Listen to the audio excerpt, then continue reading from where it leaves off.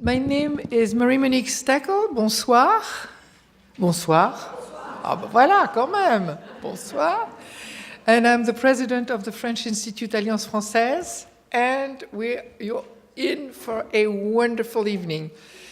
Catherine Cusset and notre ami Éric Mourlot. It's an amazing team.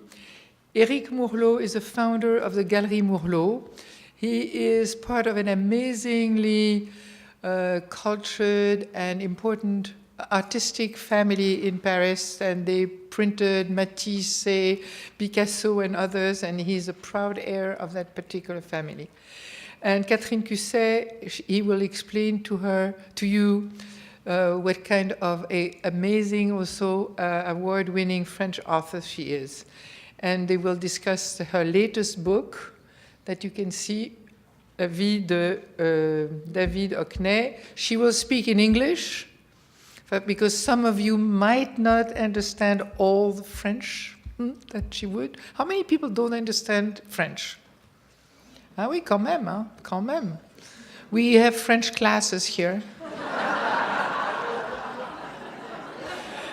But anyway, so she will speak in English, but the book is in French. So it will be translated, we hope, very soon, but it is still in French.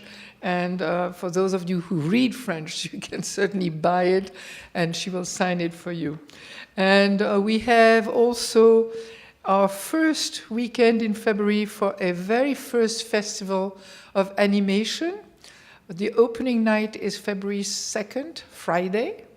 And this is the first time we have an animation festival, because we think that France has a real savoir-faire in animation, and it is not very well known or not very promoted, if you want, in New York. And so it will be fun.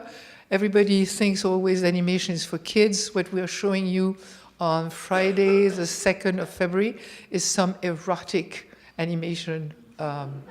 So you're all invited, and you're going to have fun. So thank you very much.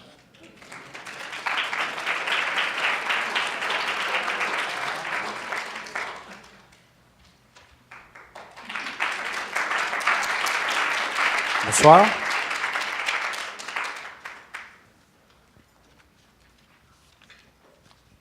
Bonsoir.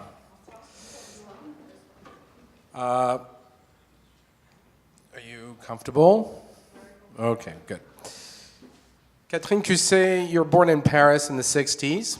You graduate from l'École Normale Supérieure. You hold 2 PhDs, one with a thesis on the Marquis de Sade, and the other for 18th century liberty novels from Yale University, where you were associate professor for 12 years. You live in New York with your family. You received the Grand Prix littéraire des lectrices d'Elle in 2000 for your novel Le Problème avec Jeanne.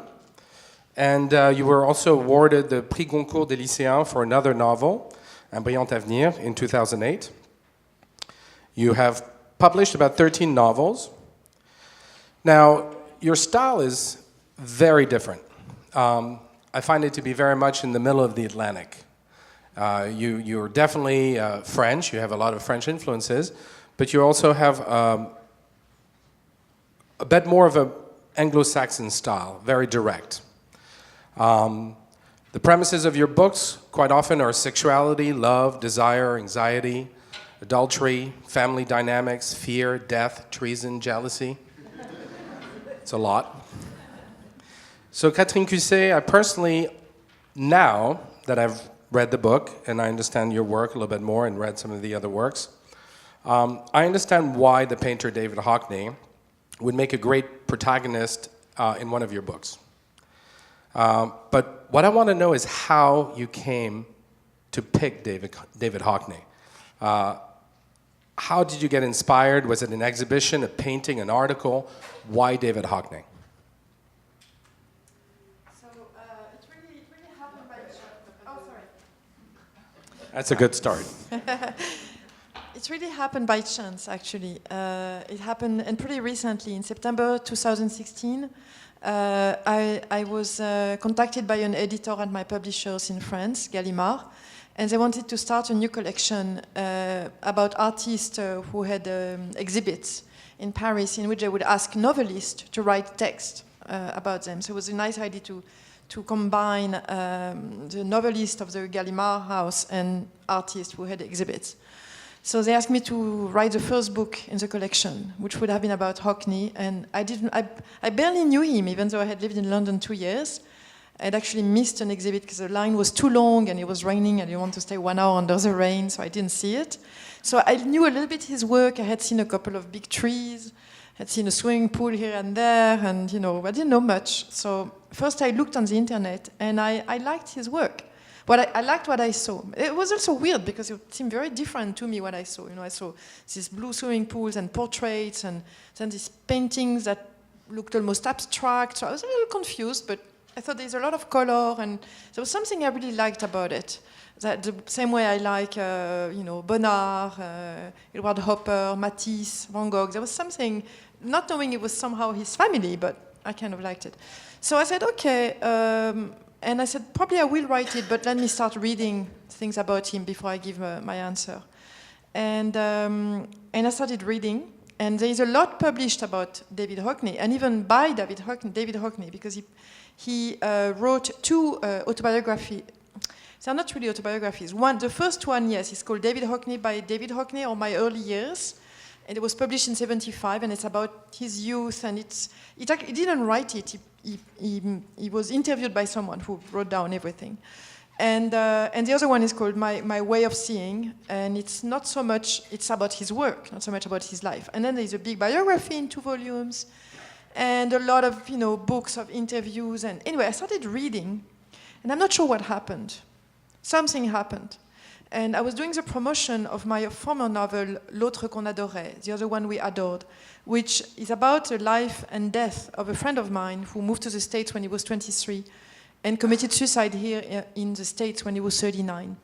And it was a book that was in which I had been deeply invested. And doing the promotion was also very intense. And I really loved to have another interest, to be reading about Hockney while I was doing the promotion. But somehow something happened and Hockney became a character. I could see his life. And I didn't want to write a personal essay at all. I had nothing interesting to say in my name about his painting.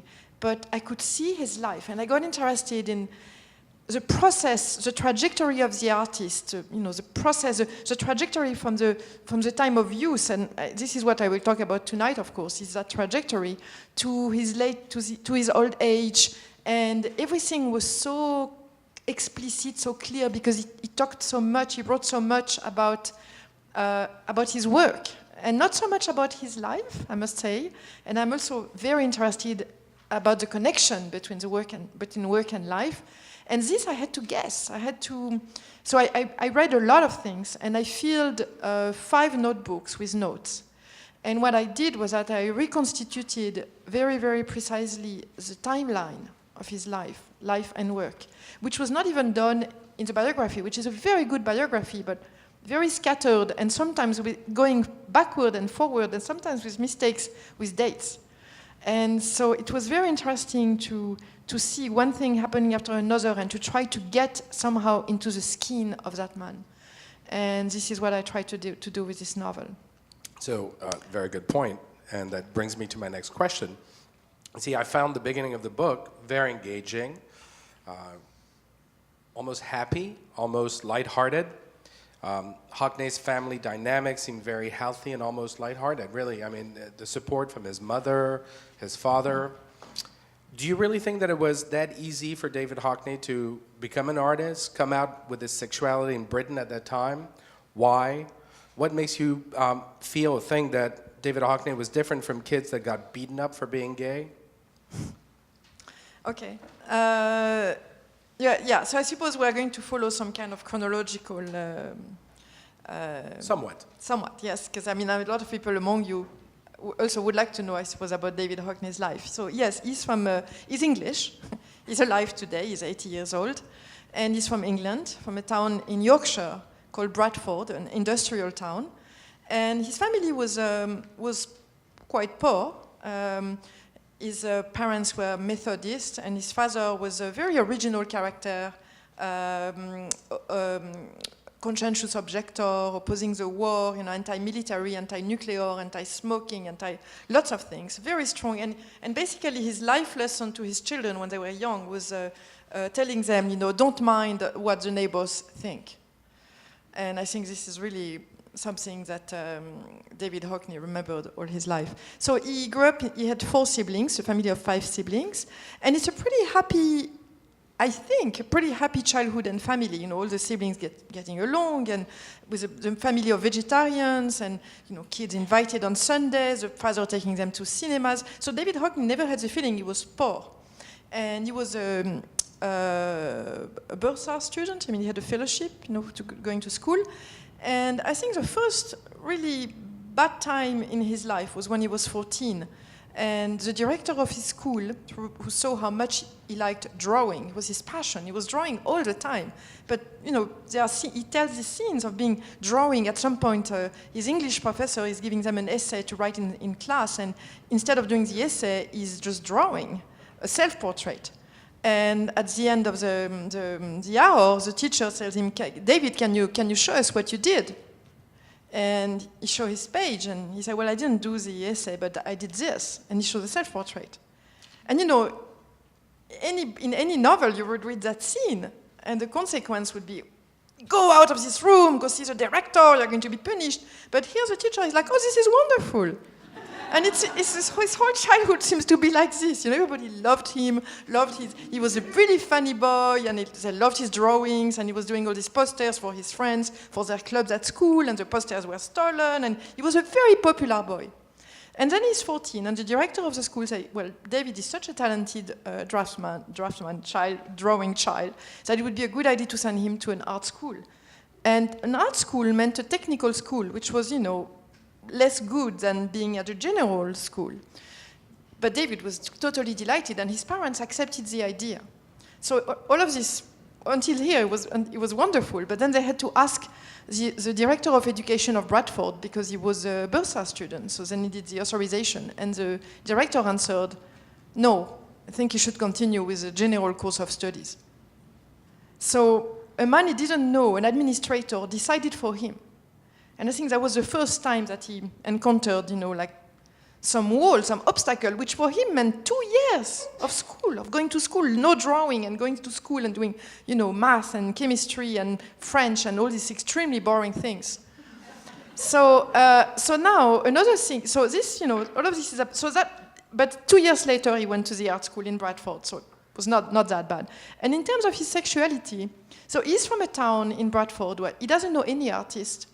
For him, an artist, it's his father is kind of painting bicycles and how do you call them, prams, the baby trolleys, whatever, prams, and so that's that's art.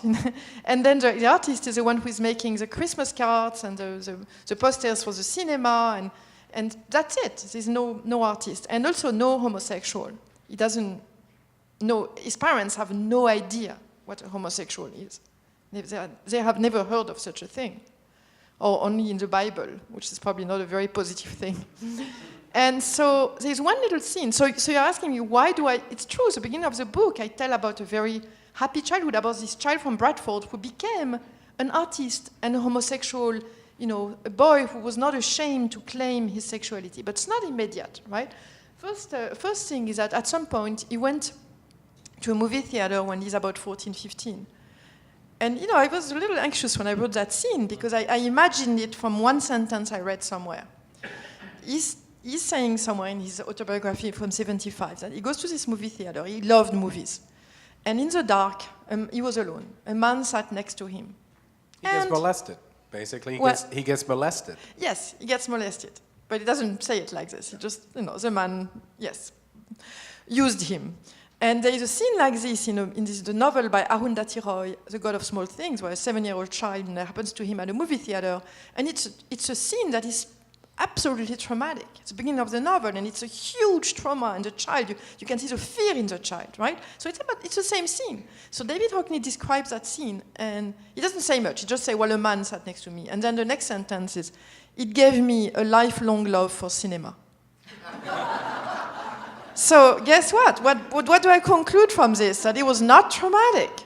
That he actually discovered that, yeah, it was thrilling, probably a little scary, but pleasurable. And immediately the question for him, so if it gives pleasure, why is it forbidden? Why is it something I cannot talk about? To my mother, to start with. Of course, he knew he couldn't talk to his mother about it. So I think it's sexual. No, I don't know. By the way, I never met him. I never interviewed him. So, but he wrote a lot, so I have access to. I think now his memory of the past would probably be less precise than if I read the book published in '75. And but so I have my idea of course, his sexual awakening, which maybe is not his, but. So that actually brings me to the next question, actually, which is, I did think about, I have not met David Hockney, but I have a lot of friends and colleagues, and I did think about reaching out to him before to see if he had actually read the book or if he had spoken to him. And then I decided that, no, it was better actually to have this interview before I reached out to him to see. And now you tell me that he's received the book, so it'll be even more interesting. But he doesn't read French, so it's his assistant. Well, we can figure it out. I'll be happy to translate for him. But Catherine Cusset, you see, you can be actually, and it's very interesting in all your work, controversial because you keep on inserting yourself into other people's lives, even when they don't ask you. Where does this need or this calling come from?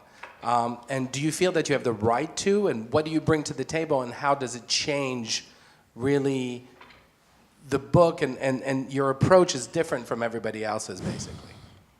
Okay. But I really want to also to speak about his life for Go some ahead, people go who ahead. don't know his life. But to answer, it's very interesting questions. I love these questions.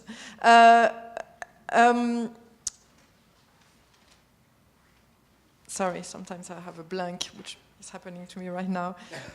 His life? Do you want to go back to his life? No. Oh, I want okay. to answer your question first. Okay. When I wrote the book, I really didn't know why I got so interested in him. I just know that I got interested in him, and somehow it seemed to me that I was writing a book very similar to my other book, which was about my friend.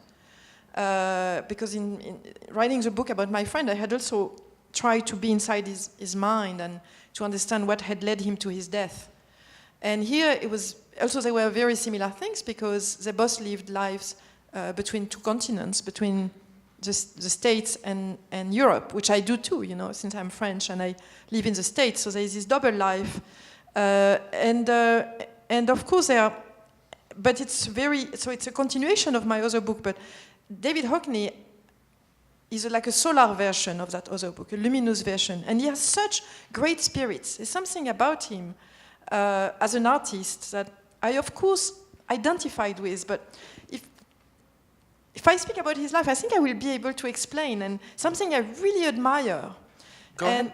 And so to continue with the homosexuality thing, he was kind of late, he came out pretty late, he was in the Bradford Art School between 16 and 20, and then between 20 and 22 he worked as a conscientious objector in a hospital, and so I don't think by then he really had a boyfriend. Maybe just like some encountering here and there. And then he got to the Royal College of Art in London when he was 22, and this is really when his life starts. And lots of things happen that are, in a way, similar. One thing is that he got to the Royal College of Art, and by then, sorry, I'm forgetting that I'm supposed to show images. Sorry. Is that, yeah, so that's, sorry, let me go. It's very hard for me. I'm not an art historian, so not used to work with images. This is a portrait of his father he made when he was at the Bradford College of Art, so when he was 18 or 17.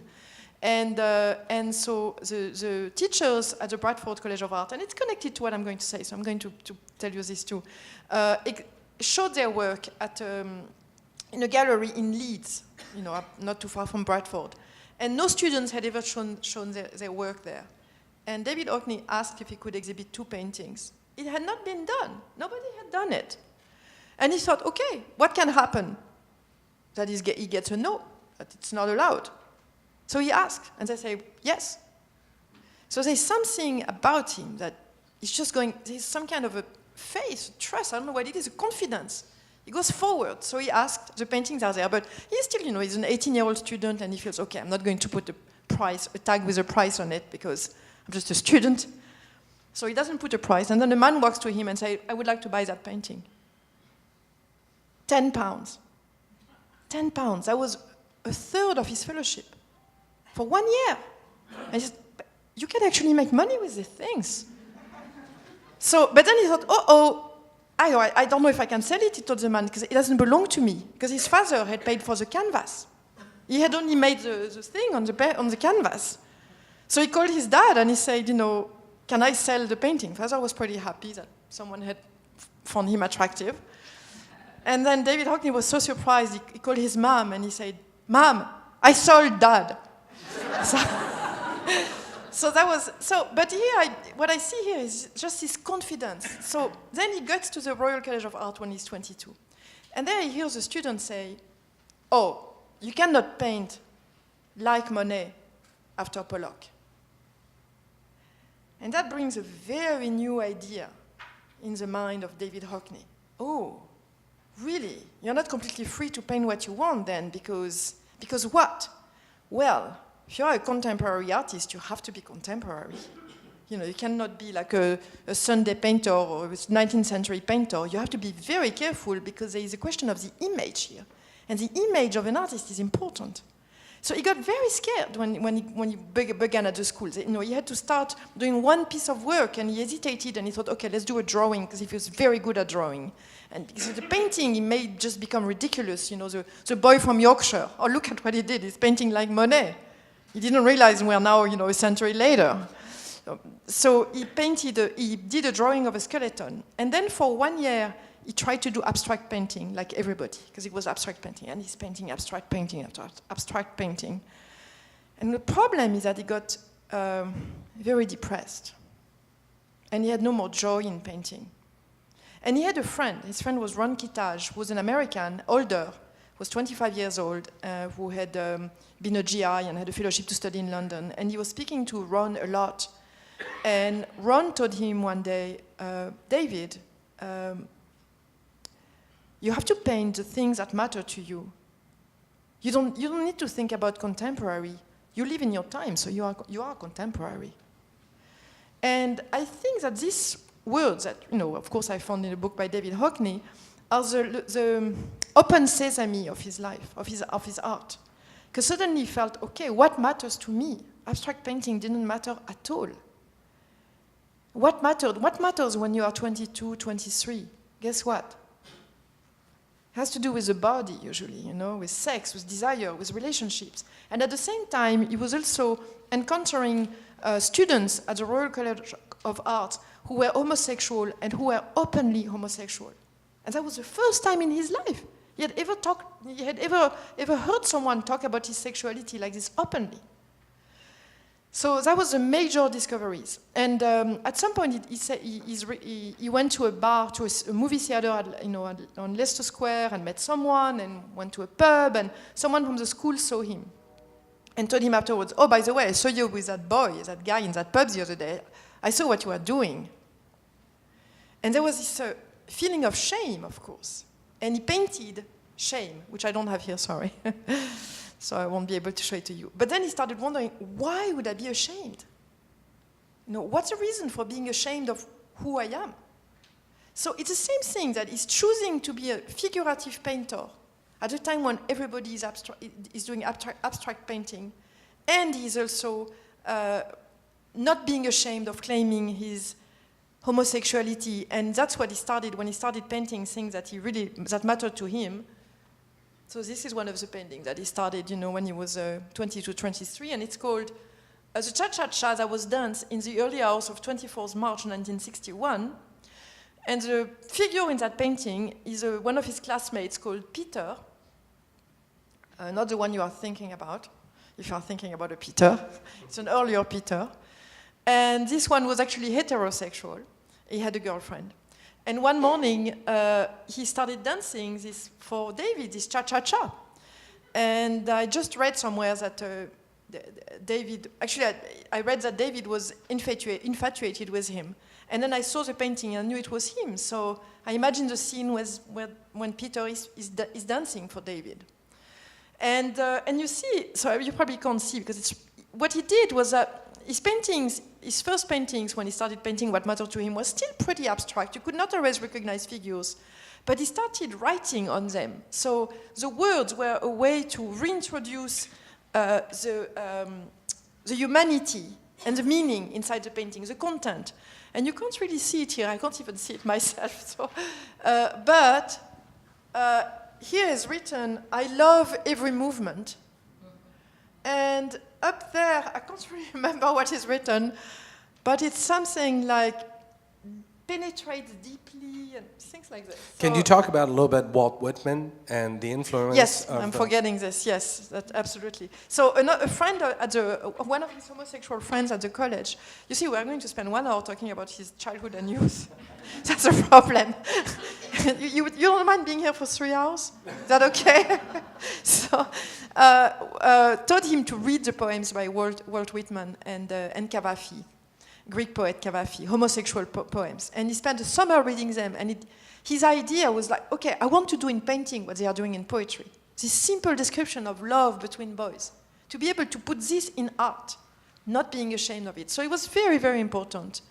And so let's go maybe a little faster. So let me move. So when he discovered New York in 1961, when he was 24 years old, it was quite extraordinary that he was able to offer the ticket. You know, someone sold him a ticket for pretty cheap. For him, it was like another planet.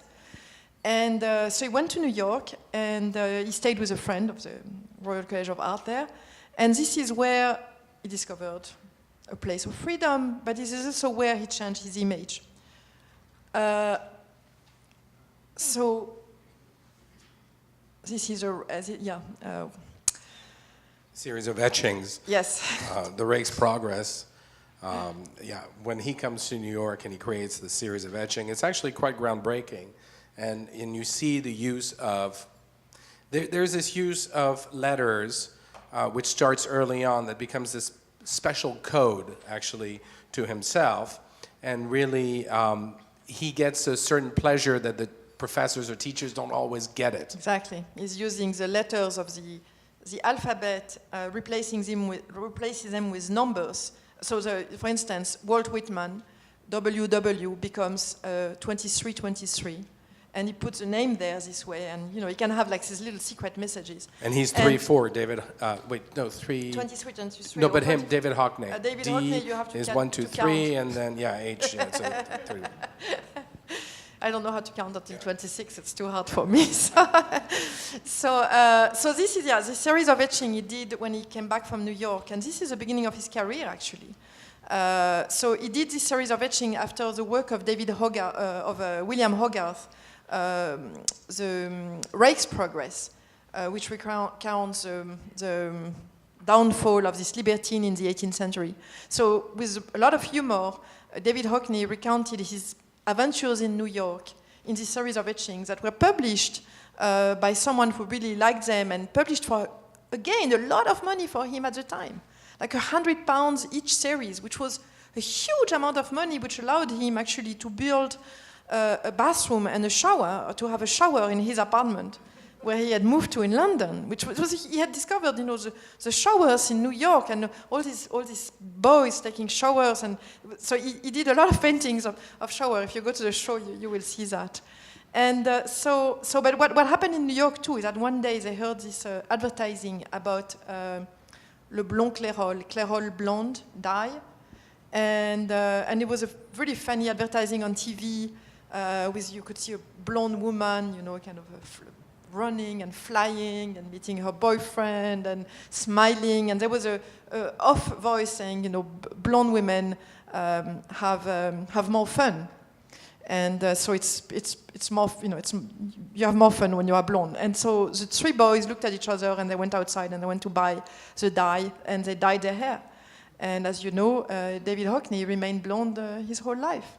And it was like he created a new persona, a new image when he came back from London. Because he's very clever from that point of view, very clever.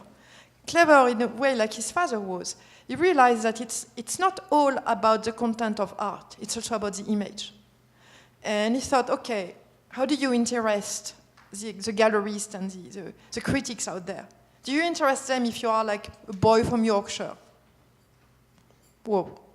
But what about this blonde guy, you know, in this funny clothes and claiming his homosexuality? You do become more interesting.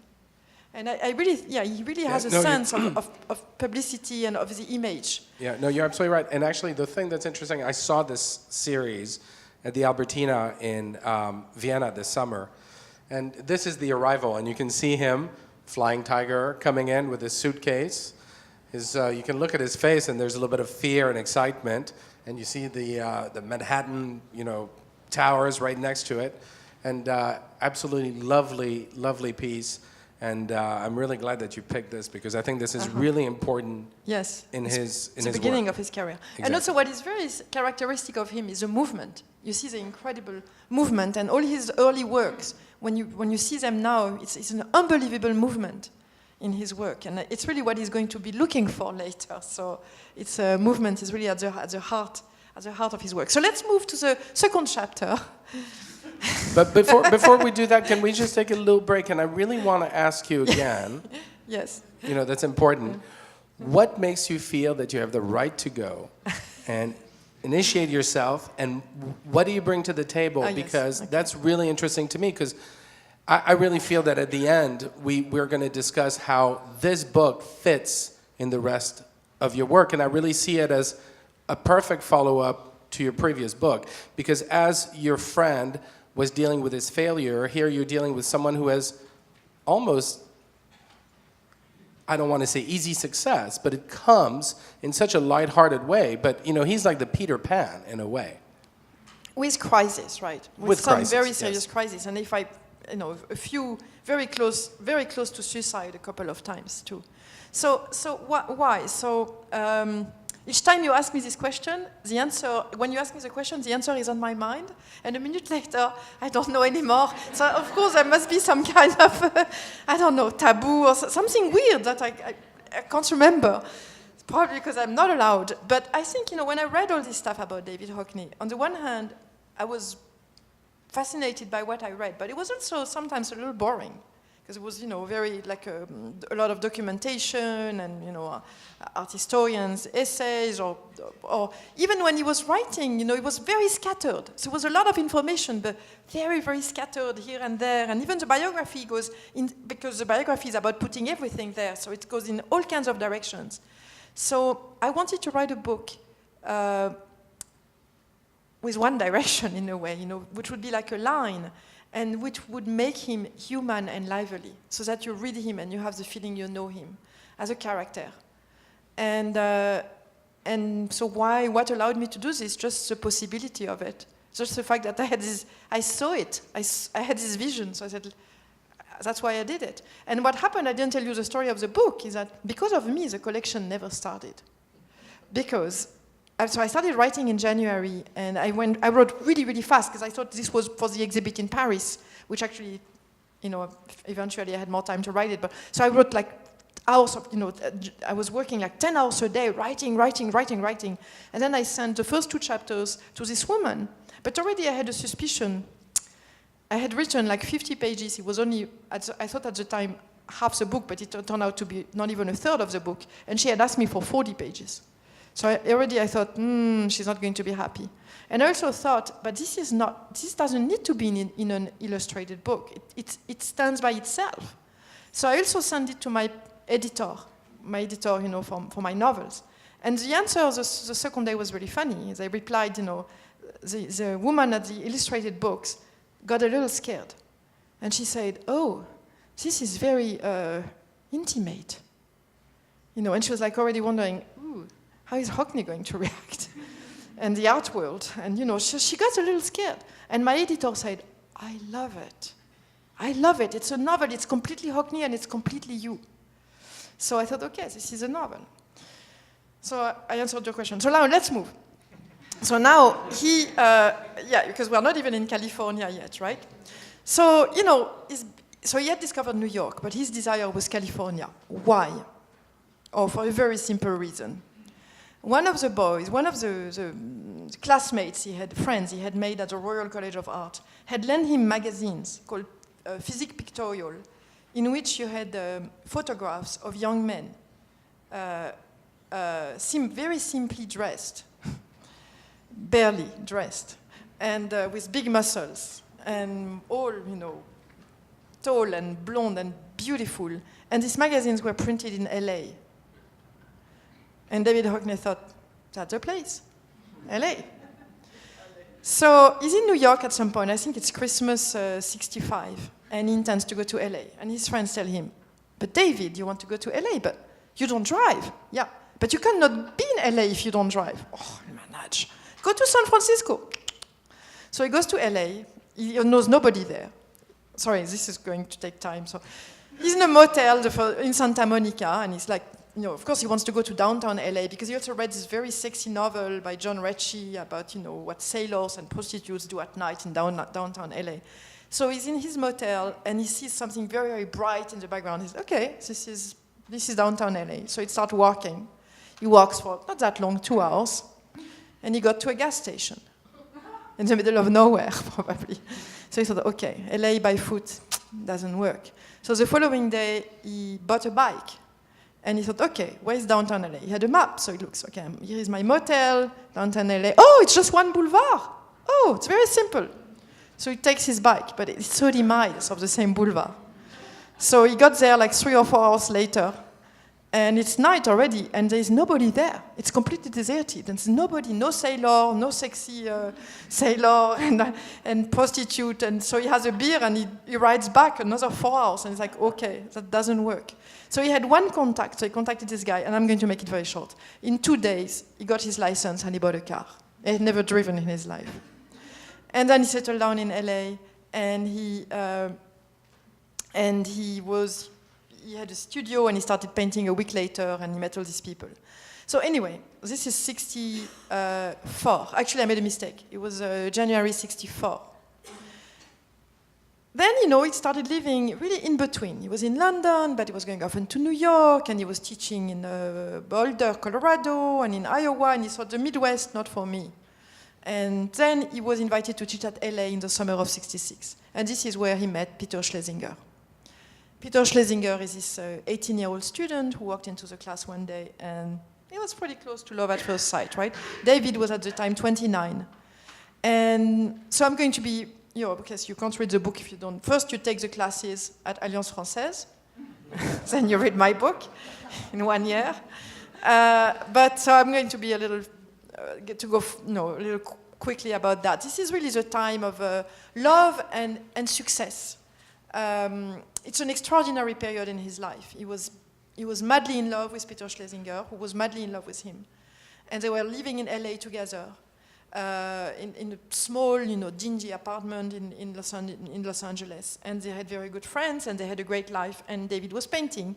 And now he was painting swimming pools, which were quite important in LA, and water that really interested him. And he was also painting portraits. So we're going to, and these are really his iconic paintings, right? The ones that everyone knows. So, okay, so this one is called Peter Coming Out of Nick's Pool. And he painted it, I suppose not long after he met Peter Schlesinger. So Nick was his friend who became his first gallerist in Los Angeles, Nick Wilder. And there was like a little group of intellectuals and artists, art critics that met, and all homosexuals of this group that David was part of. And that painting, which is pretty daring, you could say, actually got a very important prize in England. Sorry, I don't remember the name of the prize. In Liverpool, the Walker Memorial Prize, something like this. That young artist was given like every other year. It was a very important prize. So it's kind of impressive that British art critics chose to give the prize to that painting, to that daring painting. And David Hockney at the time really became, in England, the painter of California. And what the critics liked so much about the paintings, were the simple, short, straight lines, very modern forms, and the light. Very, very bright paintings, and the colors. So he painted, as you know, that I probably don't have. I don't know if I have a bigger splash here. Sorry, let me check. Yes, but a little farther. So this is a painting of Peter, and this is called the Room Tarzana. And this is an interesting case on how painting, the idea of a painting can come to an artist, and very much by chance. So this image is a publicity in a magazine. It's a Macy's publicity that David Hockney saw in a magazine. And he just saw that image, and he totally loved the lines, the very sharp lines, the angles in the painting.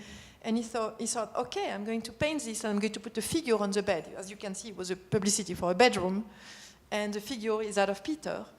And so he took a lot of photographs of Peter lying down on a bed, so he could have he wanted to see where the shadows were, and to give that image of light, of very bright light.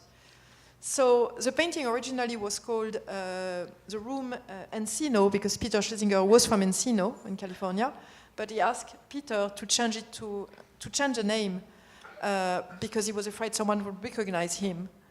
And he called, so then the town next to Encino was Tarzana, which is where the author of Tarzan is from.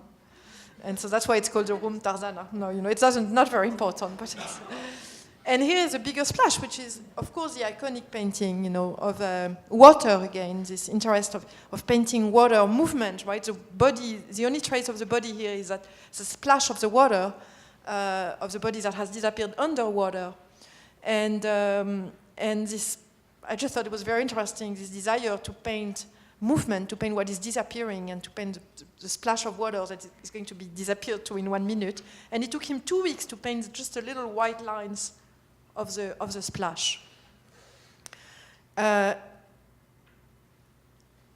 iconic painting, right? So all the double portraits, if you know them, they are fantastic, fantastic paintings, all painted in the late 60s when he's living in California with Peter Schlesinger.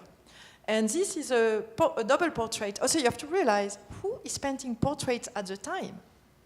It's completely obsolete to be painting portraits. So it's actually very daring to be, to be a contemporary artist. But he's following Ron's advice absolutely. to paint what is important to him, exactly. and the relationships with the people exactly. that he has around him. So paint what matters to you, and the characters here, Christopher Isherwood and Dan Bashardi, really mattered to him. They were basically his best friends, living not far from him in LA. They spent lots of evenings together. Christopher Isherwood was a writer, much older, like 33 years older than David Hockney. And his boyfriend was the age of David Hockney, so much, much younger. And they had met 15 years earlier on the beach in Santa Monica. And they had been together for 15 years. And for David Hockney, it was not just a painting of his best friends. It was a painting of a homosexual couple that was lasting, of a relationship that was lasting. And so it was, in a way, the painting of his dream, because this is what he wanted to have with Peter, of course. And he taught them to relax in front of him, and when he taught them to relax, Christopher started looking at Don, putting his legs, like crossing his legs, and Don was looking at David, so this is exactly the pose that he used for the painting. And it's funny, because when you look at this painting, you have the feeling it's painted in the house of and the decor is the house of Christopher and Don. And just from looking at this painting, I was thinking, wow, they really had a very modern taste, right? What a modern house and all these modern lines. And then I saw in a book of photographs taken by Peter Schlesinger that I ordered thanks to Amazon, there was a photograph from that house. It's nothing like this. It's all very old and Spanish-looking, and so it's totally his imagination and his view of that room. This very modern. You see, it's very interesting, the contrast between the humanity of the figures and the modernity of the lines. And this is really what is... and it really hasn't changed. I mean, you can feel like this could be yesterday, 1960s. Yes. It's very modern, very Yes. contemporary. Very, very good. It's it's at the same time classic and contemporary, and at the same time. So from the first moment. So this is a double portrait again of his very, very good friend, best friend, Henry Gelsaler, who was the curator of contemporary art at the Met at the time, and he met him in New York in I don't know 64, I believe, at the house of Andy Warhol. And they became like best friends instantly. So another homosexual, Jewish homosexual. And they didn't have an affair. It was just purely friendship. But that lasted their whole life until Christopher's death, who died of cancer pretty early on. So again, this is about he and his boyfriend, but you can see it's very different from the other portrait. And you can already, in a way, see that this relationship is not going to last. This one is just passing by. He's in his raincoat, right, in his coat, while Henry is like on the sofa, settled down, but his boyfriend, no, is standing up, and he's probably going to be out of the picture pretty soon. So this is another one. So you have to. So they were living in LA, and then they moved to London, which was not at all David's desire. It was Peter Schlesinger who wanted to move to London. He was accepted at the Slade, another very good art school, and he loved Europe, and he wanted to move to London. And David was very scared because he had found paradise in LA. He was perfectly happy, and he was scared about going back to London. So they moved to London, and they had a pretty good life, actually.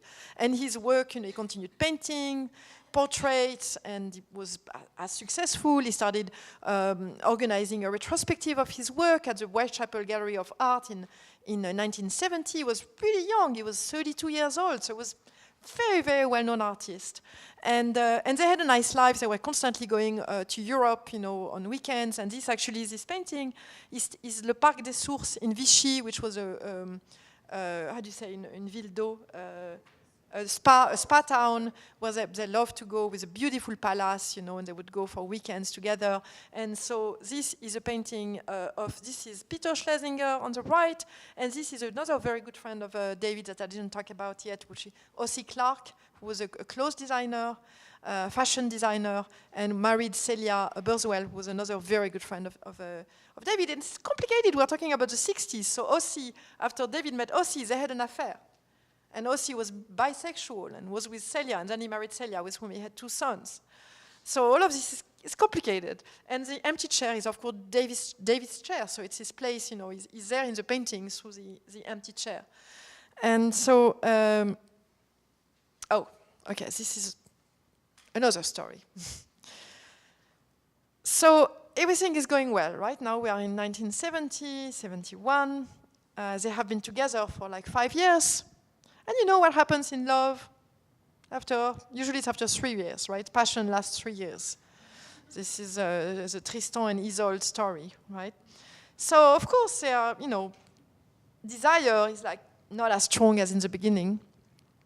And, Peter is a bit difficult. He met David, he was 18, and he's moody, and he feels he's not taken seriously by David's friends. He feels like he's a sexual object. In the painting, you saw the room, Tarzana, it's clear this body lying on the bed with naked buttocks, So, and the pool, so he's like a little, he feels, and they're arguing a lot, and he's tired of constantly posing for David, and so they decide to take a break.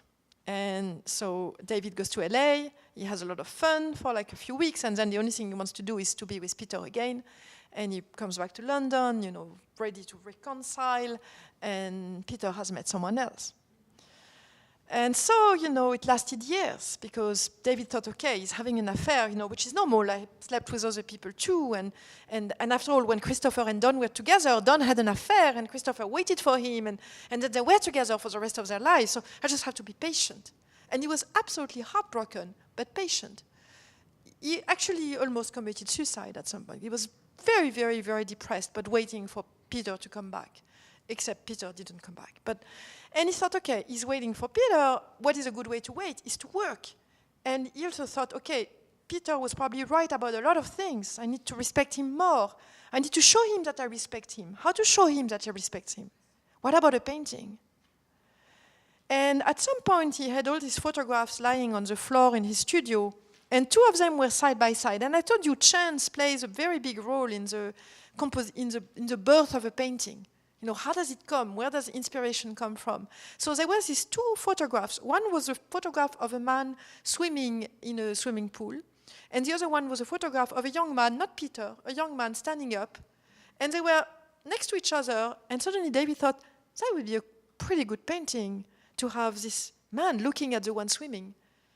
And so he thought of the composition for the painting that became Portrait of an Artist. And for the first time, Peter Schlesinger is not the undressed body swimming in the water. He's actually the one standing up and looking at the body in the water. So this is Peter. But of course, Peter didn't pose for that painting because they had broken up. They were not seeing each other.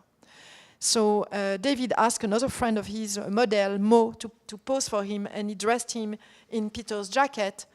And so he made that painting. Maybe I won't tell the story of the painting. There's no time. So many stories. I think there's no time. But he had a relationship also with Mo. What? He had a relationship with Mo. Also. You know. Yes. When in the 60s. I think there's definitely But he was not in love with Mo at all. No, so I mean, no. he was. And to finish the story with, I'm not going to tell the story. Well, I will tell. No, I won't tell the stories. But I will just finish with that period because No, this is ridiculous. But we started late. I think we started at 7:30. It's not Did you lock the doors? If you want to leave, you just leave. Huh? It's okay. I'm going to be here until... So, okay, well, I will be faster. Just to finish with that story. So Peter never came back. David was really heartbroken. How do I know he was heartbroken? Do you think he speaks about it in his writing? No. He says at some point, early after the breakup, that he thought of suicide. This I saw somewhere. But in 1974, a movie came out called The Bigger Splash. I don't know if you heard of it. It was a movie about David Hockney, made by a young movie maker called Jack Azan. And it's a kind of a documentary, very new wave. And I read about it, and so David knew about this. He was living in Paris by then, because he had to leave London. He had to live in a place where he had never lived with Peter. He had to find a way to survive in a place where he wouldn't run into Peter. But in 1974, so we're already in 1974, he goes to London to see the film, A Bigger Splash. And he knows a film about him. He cannot imagine why it would be interesting, but okay, let's go see this film. And then I knew three things. I knew that when he walked out of the movie theater, he told the filmmaker, Jacques Azan, please take out starring David Hockney. I'm not a star, not a movie star. First thing. Second thing, he called a friend and he asked, could he have the movie forbidden? Third, I read somewhere, I think later he wrote about this, that for the 2 weeks after he returned to Paris, he stayed in bed. So knowing that, I watched the film. It's pretty boring, to tell you the truth. It's about all his Mo and his gallerist Casmin and Celia and Ossie all talking about David. Yeah, David this, David that. Maybe David will live in New York and having tea and going. And then at some point, in the last third of the movie, Peter, but not just images of Peter that we have seen before. Peter in a bedroom with a boy. Peter getting undressed. Peter naked in bed with another man. And the camera is on his body, on his buttocks, on his back, on his... It's basically the body of his lover that he was trying to recover from the breakup for 3 years, jumped into his face. So I just concluded from this extreme pain of it. But it's very important in the life of David Hockney and in his work, because from that moment something radical happened to his painting. He didn't feel like painting double portraits or swimming pool again. So at the time he was painting this one. It's a double portrait of two other friends who were also a gay couple who had met through Peter, actually. This George, who was a friend of David, and Wayne, who was a dancer, much younger. And David could never finish that painting, ever. He lost it. There were lots of people queuing, lining up because they wanted to buy another double portrait. He could not finish it. So how am I going to finish this in 10 minutes? Well, I think this is... No, but this is really interesting because all the... Yeah, but okay. all the relationships with you know, Henry and Mo and all these people are part, and it's very important because when people are going to go see the show or they're going to read the exhibition or they're going to read your book, that is a great introduction to the way he thinks. And also, I think basically, you know, it's important now you know about him and you will understand. So he stopped, he didn't paint double portraits anymore. And there was, I mean, he paints this one, but I won't talk about it. It's his parents, you know, you see this image of a, it was very difficult painting for him to make. It's like a psychoanalysis. It took him 2 years, and he had to restart it completely, but I won't talk about it. And this, all of these are so important. This is a very new way of painting. You see, it's not so realistic. This is called Modell with unfinished portrait. And this is a very symbolic painting because he's actually painting inspired by a poem by Wallace Stevens, who was about a painting by Picasso, The Blue Guitar. And, but I won't talk about it. Okay, maybe I will talk about this one, and then maybe I will let you just go the show.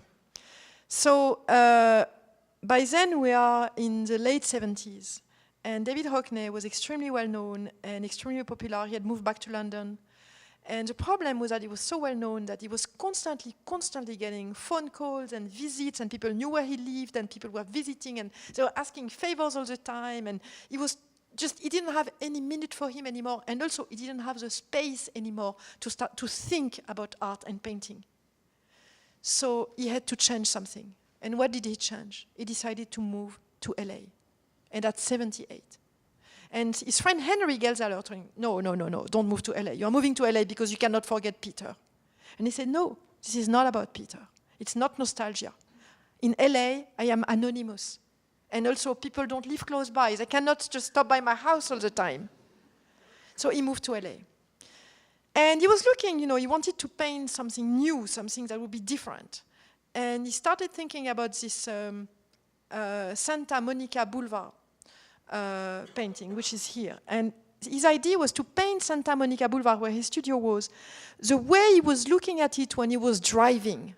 As if he were, you know, that you could look at it as if you were in a car next to him, slowly driving. So there would be the painting, but there would also be the life of the street and movement.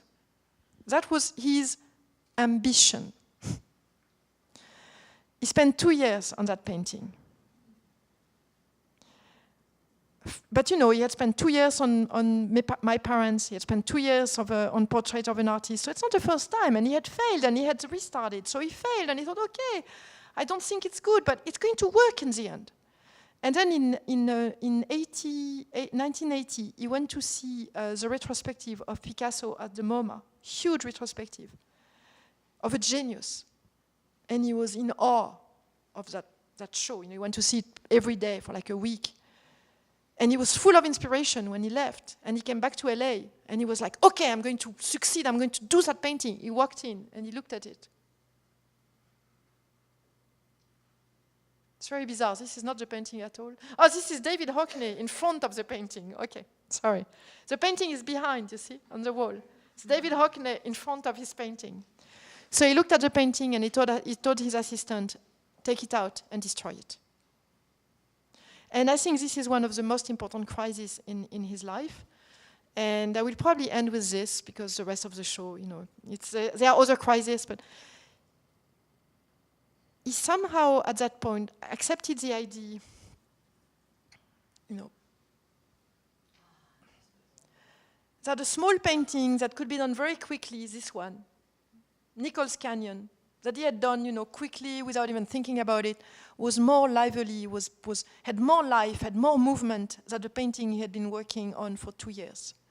And I really think he really doubted him as a painter. And you have to know that, you know, even though he was super successful and apparently it was so easy for him to be successful, it's not that simple. He was identified, David Hockney, with the image of fun, like a fun artist, you know, a joyful, fun, like a decorator. And there was an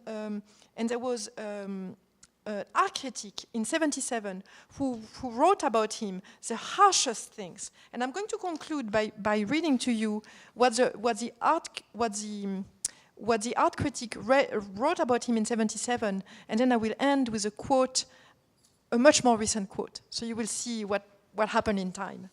So the art critic was Hilton Kramer.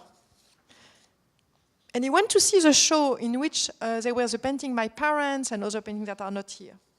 And he called the article The Fun of David Hockney. And it's a very important article because the image of fun stuck to David Hockney for decades.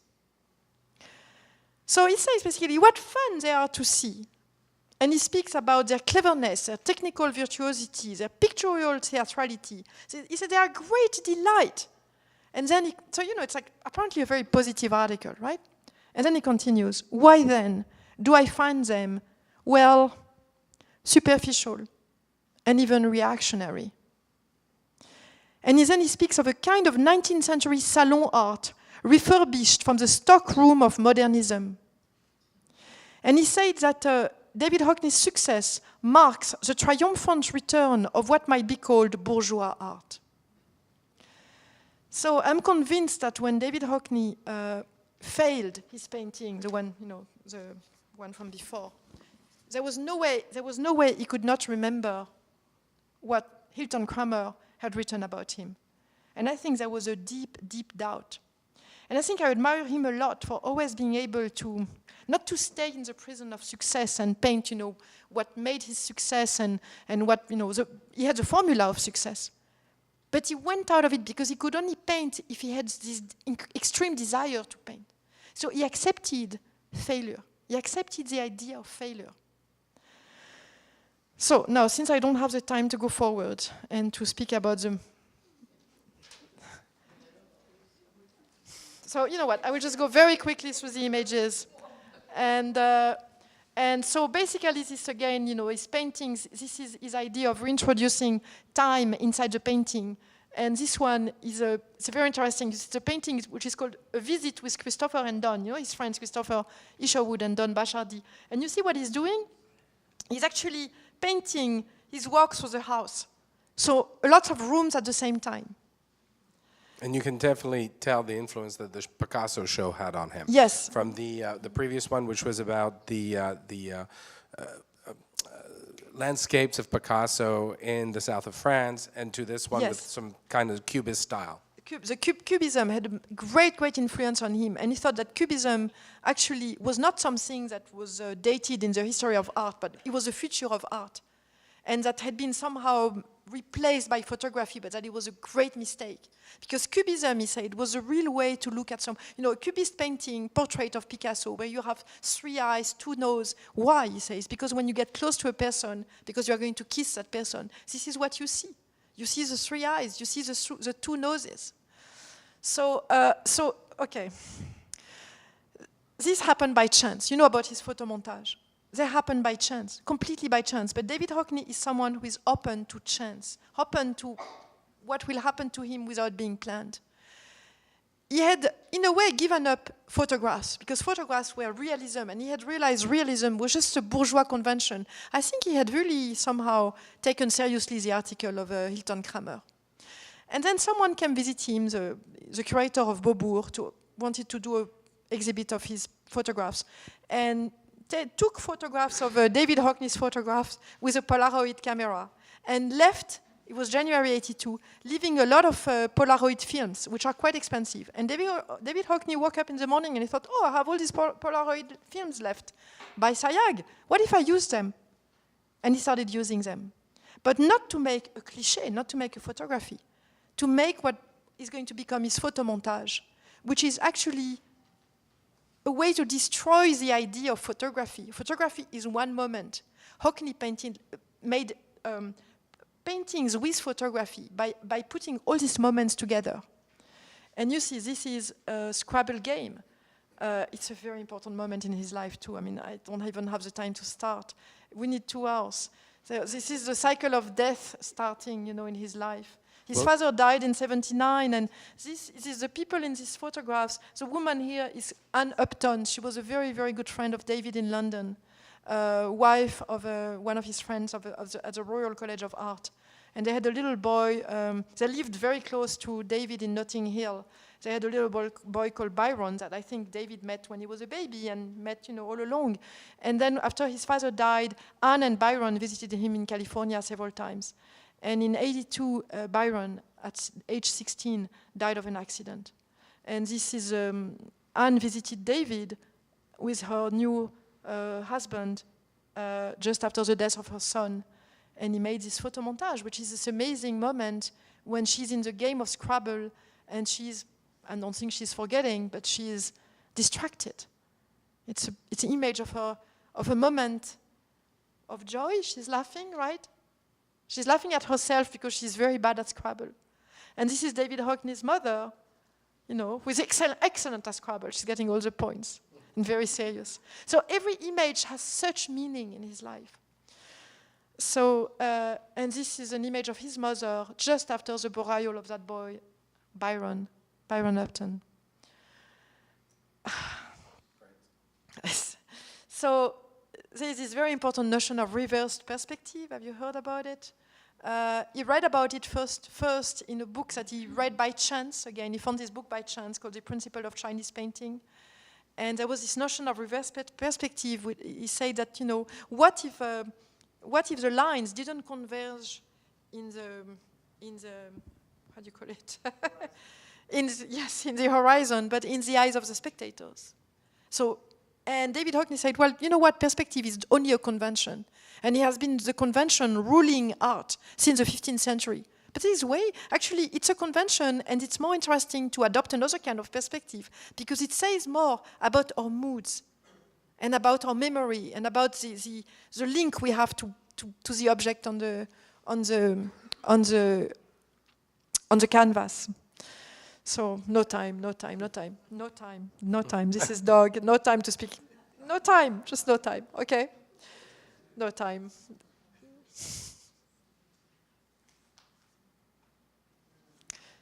Maybe just a word to explain how he became a painter of landscapes, which is of course not obvious from what you saw before. By chance.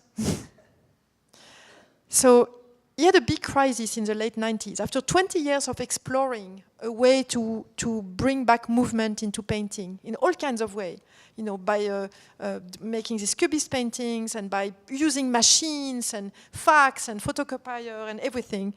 But then there was some kind of a crisis, mostly after his mother's death in 98.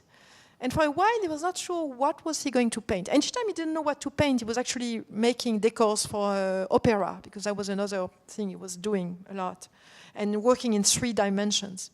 So anyway, we're in 2002, and he accepted the offer of Lucian Freud in London, who wanted to make his portrait. But Lucian Freud was a very slow painter, and he needed about 100 sittings. So David said, okay, I don't know what to paint right now, so why don't I accept his offer? I will be in London and I will observe him. So he spent a month and a half in London, going every day to Lucian Freud. And I read and actually did that work last year in March. Every day from his house in Kensington to the house of Lucian Freud, he had to walk through Holland Park. And it was springtime. And he had not seen the awakening of spring in at least 20 years. It was the first time he was there for a whole month and a half in March. And by then, David Hockney was quite deaf. So he couldn't hear the sounds, of the dogs, the birds, the kids playing, but he could only see. And it made his vision even more acute. And from day to day, he kind of fell in love with that spring awakening. And it gave him a very, very strange desire that he probably thought he had become senile. Because he woke up one day, and he doesn't say this, but I imagine. He woke up one day and he decided to start painting watercolor, which is exactly the medium he had avoided all his life. Because if you wanted to be a Sunday painter, immediately go to watercolor. So here he's painting landscapes, gardens in watercolor. Crazy. But he feels that he doesn't know why. He's basically open to something weird happening. He doesn't know what it is, but he feels something is happening. So watercolors, he goes back to LA, watercolors, okay, let's wait. And then he goes back to oil, and he says, oil is so wonderful, why not? But still landscapes. And then something happened. His boyfriend at the time, John, was his new boyfriend, was English, And we're in 2003, which is after 2001, and after the Patriot Act and the laws of immigration, the rules of immigration in the States became much more strict. And John, at some point, had lied on his visa or had stayed beyond his visa for like, I don't know, a few days or a week or whatever. So he goes to London for 1 week in May 2003. He comes back to LA. He's not allowed in. No way. And David Hockney knew everybody. He could reach to the Queen of England or to anyone. No way. I want to say an F word. No F way. So, what did he do? It was his boyfriend. He moved back to England. This is what he did. This is why in 2003 he moved back to England, and he decided to move to Bridlington, which was where his mother had died and where his sister was living.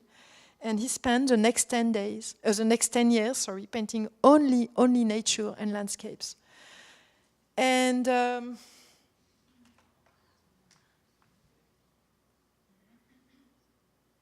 this is an amazing painting. It's about hawthorn blossom. And he became, this solitary admirer of nature. And there's this beautiful quote. That sky that reminds you of Van Gogh in a way. Yes, yeah. And there's this beautiful quote by, he's amazed to see, he said in Japan, everybody goes to see the cherry blossom. In Yorkshire, he's the only one looking at the hawthorn blossom. And it's amazing, it's an amazing show. Nature is a show, and he's watching this show. And there's this beautiful quote by William Blake, which is,